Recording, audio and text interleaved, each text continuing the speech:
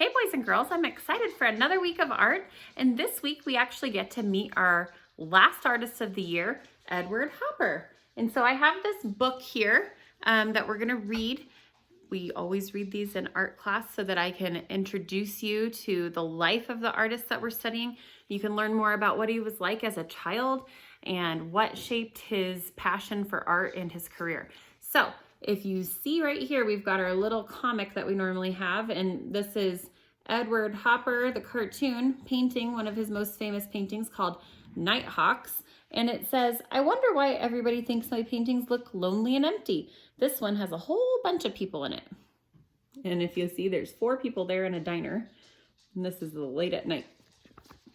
So I'm going to go ahead and read. Sometimes I'll show you the pages while I'm reading. Sometimes I'll wait till I'm finished with the picture.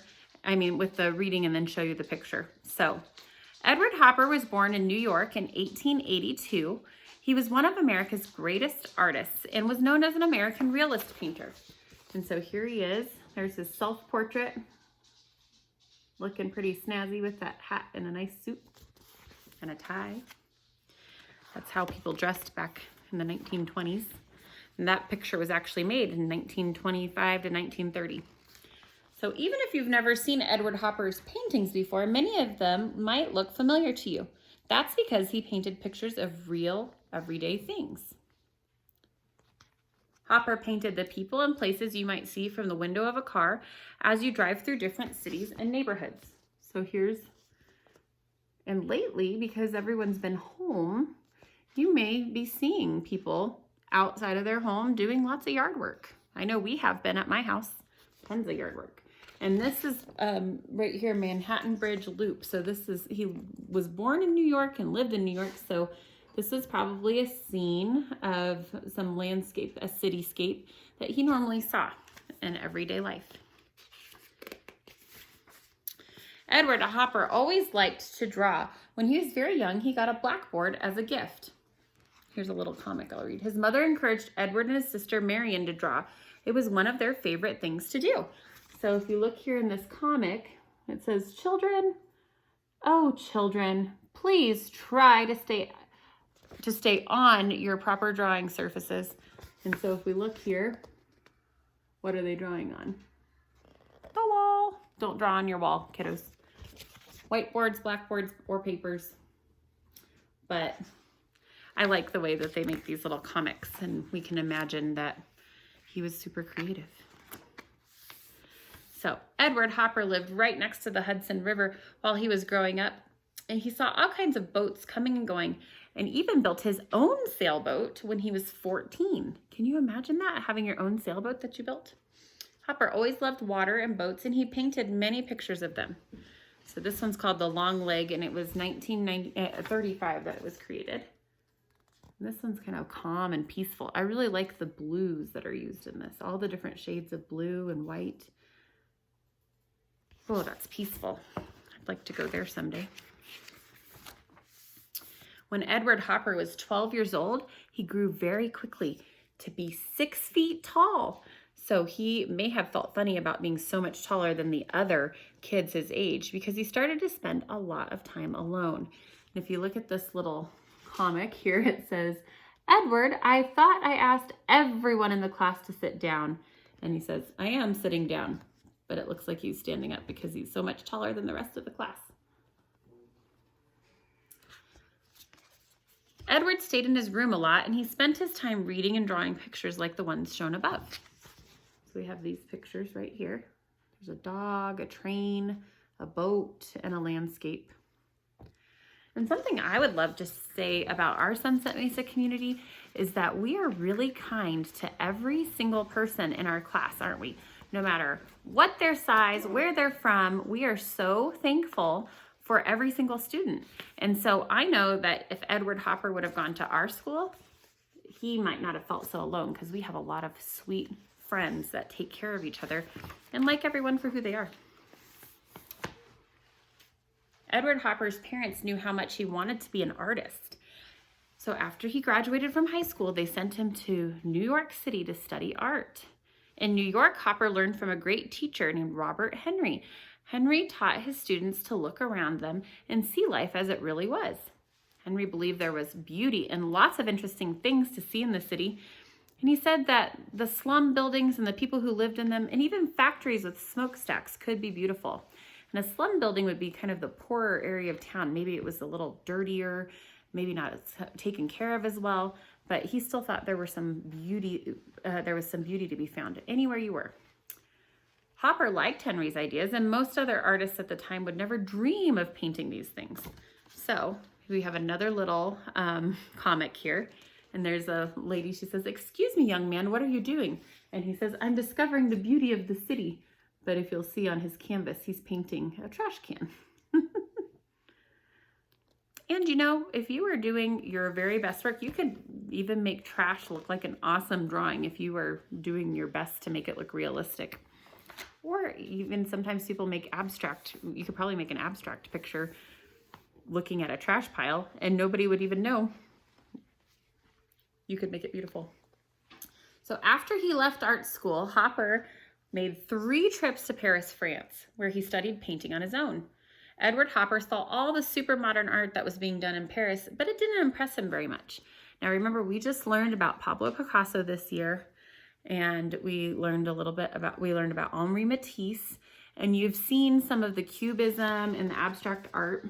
And so here's another comic, and it says, "It's wonderful, I love it, magnificent, it's the ultimate." And here's Edward Hopper going, big deal. He was still interested in painting real everyday things. After his 3rd trip to Paris, he went back to New York and took a job as an illustrator, drawing pictures for magazines and ads. And so here are a couple pictures that he painted when he was in Paris. So he was looking more, instead of doing this abstract stuff, he was looking more realistically at different architecture that he would see. And these stairs are kind of tricky to draw. Pretty cool. And even though it's very realistic, his pictures are also pretty geometric too. So let's see. Remember, he went back to the States and he became an illustrator. So it said Hopper didn't like his job very much because his bosses were always telling him how to do his illustrations. The only reason he kept on doing them was to make money. And so here's all his bosses. Here he is working on an illustration. And this is what it says. "Make it bigger, make it smaller. The sky's too blue. That man is too manly. The woman is too womanly. The water's too watery. Maybe you should start over." And then here's Hopper thinking, this is beginning to get on my nerves. Hopper's illustrations were pretty good, even if he didn't like doing them. And this is a cover of Hotel Motel Management from November of 1924. So look how nice and realistic he drew his illustrations. And look at what a magazine looked like back in the 20s. I always like to see all the different outfits that people are wearing, and you learn a little bit about each time period that things are created in, so that's pretty fun too. During his time off, Hopper kept painting. He sold his first painting at a famous art exhibition in New York called the Armory Show. He named the painting Sailing and got $250 for it. So this painting was done in 1911. This is the one called Sailing.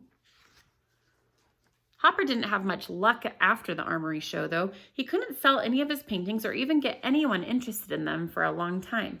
He thought he would try a different kind of art for a while. He decided to do etchings, which is a type of printing done on metal plates. So this one's called Night in the Park. And this is, he scratched all of this, etched it onto a metal plate, and then he printed it like a newspaper print.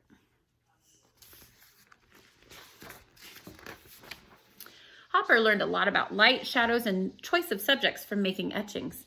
People liked Hopper's etchings. He won prizes for his work, and he started to become well known. So here's another one, and this one's called Night Shadows from 1921. So it's kind of cool how you can see the high contrast between the black and the white, and the shadow and the light. And look, these etchings kind of force you to look like this direction. Kind of cool, huh? For 10 years, Hopper hardly painted at all, but since his etchings were popular, he thought it might be a good time to start painting again. So soon he was making watercolors and oil paintings, and this one's called House by the Railroad from 1925. I think his paintings are really quite lovely. Hopper's paintings finally started selling. He was able to leave his illustrating job and he decided to marry a girl he met in art school. Her name was Jo Nivison. Jo admired Hopper's work and she always encouraged him. She was an artist too. This one's called Lighthouse Hill from 1927. Hopper used Jo as a model in practically every painting he did that had a woman in it. Sometimes he changed the color of her hair or put her in different costumes. This one's called New York Movie from 1939. But see, he used his wife Jo as a model for it. And look what the movie theater looked like back then. Pretty fancy, huh? The Hoppers never had children. They lived a very plain life and didn't like to spend money on fancy food, clothes, or cars. They did enjoy driving around the country, though, and they stopped to paint scenes of America that caught Edward Hopper's eye. So here's another little comic. They're at Al's Used Cars, and he says, "We want to travel around the country. What can you sell us for under $50? And all of the cars say $575 or $325, $149. And the car dealer says, bicycle? So they like to save their money, which is a great thing too. And here's an example of something that they would have stopped on their travels to look at. So there's a gas station. And look how different a gas station looks like. This is called Gas, and it's from 1940. But you get to see how different things look nowadays, because our gas stations look very different. And back then they would have somebody who would pump the gas for you too. But I like all that beautiful scenery around it. And you know what? Here's another thing. The green trees really frame these red gas pumps. Green and red are complementary colors. And so they look brightest when they're next to each other. It really makes it pop.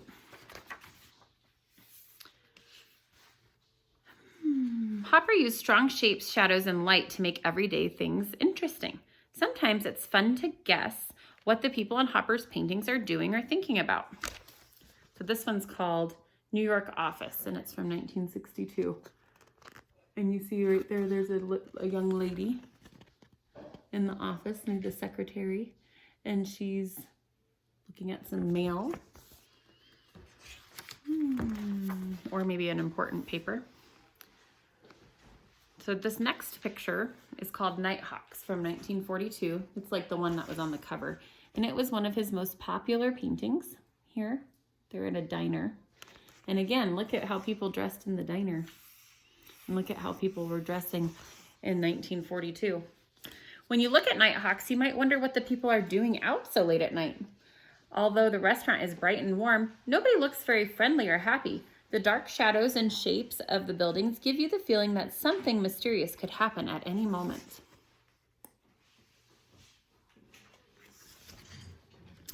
Even without people in them, Hopper's paintings of houses and buildings make you wonder what could be going on inside of them.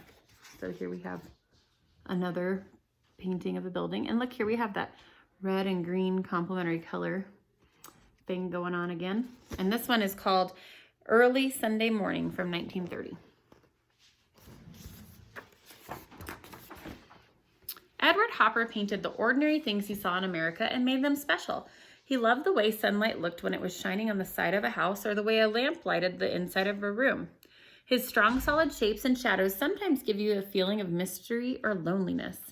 Edward Hopper lived to be 85 years old. His unusual view of America makes him one of the greatest American artists. And so here we have that Manhattan Bridge loop again, like from the beginning of the book. And then this one is called Second Story Sunlight. And so we've got a nice little, do you see how he used the shadow here on the side of the house? Look at that contrast between the dark and the light. It's very bright where the sun's hitting that house. And he really paid attention to that. And then this one's called Dawn in Pennsylvania, right here. So if you look, this is like a big window and you can see right out the window at what other buildings were there. It looks like some factories and some houses. And then this one right here is called Tables for Ladies from 1930. And so, let's see, can you see that okay? And look at the hairstyles too, so fun.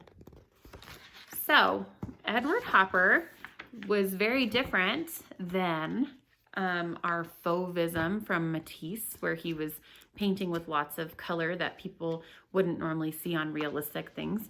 He was different than Picasso because he wasn't making abstract artwork and cubism, going through his rose period and his blue period. And he wanted very much to create artwork the way he felt, which is a great thing because that's what we like to encourage you to do at Sunset Mesa, is make things in your own style. This week, you're going to be inspired by some of these pictures that I've shown you in this book, and I'm going to have you do some very special assignments that will kind of help you be inspired by Edward Hopper, but you'll have a couple different options for how you're going to do it. So make sure you check out the links in the comments below to click on the correct lesson plan for your grade level. And I can't wait to see what you create, boys and girls. I've loved introducing you to Edward Hopper, and I can't wait to see your projects. So have a wonderful week, and I'll see you soon.